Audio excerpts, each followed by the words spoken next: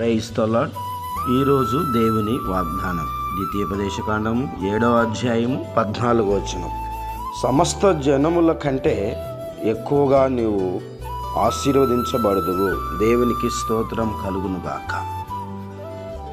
మరి దేవుడు నిన్ను అందరికంటే ఎక్కువగా ఆశీర్వదించాలని ఆయన తన వాక్యము వాగ్దానం ద్వారా తెలియజేస్తున్నాడు.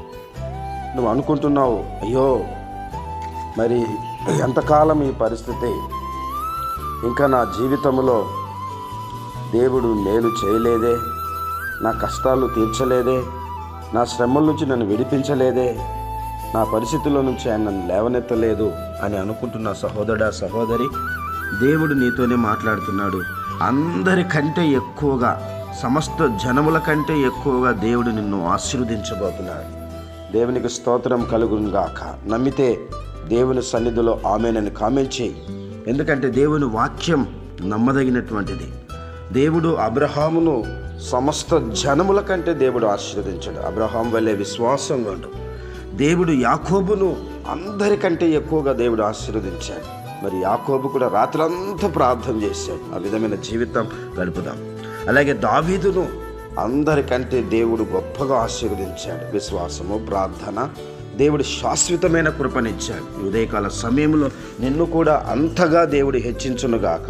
అందరికంటే ఎక్కువగా నువ్వు ఆశీర్వదించబడుదుగాక. వ్యాపారంలో, ఉద్యోగంలో, ప్రయాణంలో, సమస్తములో దేవుడు నిన్ను, నీ కుటుంబాన్ని అందరికంటే ఉన్నతమైన స్థితిలో నిన్ను హెచ్చింపజేయటానికే దేవుడు వాగ్దానం ద్వారా మాట్లాడుతున్నాడు. నమ్మితే దేవునికి స్తోత్రం. ప్రభువా, నీ సన్నిధిలో అలాగూ జీవిస్తానని ప్రార్థన చేసి అందరికంటే ఎక్కువగా నిన్ను ఆశీర్వదించబోతున్నానని నమ్మి దేవునికి మహిమ, ఘనత, ప్రభావాలు చెల్లిద్దాం.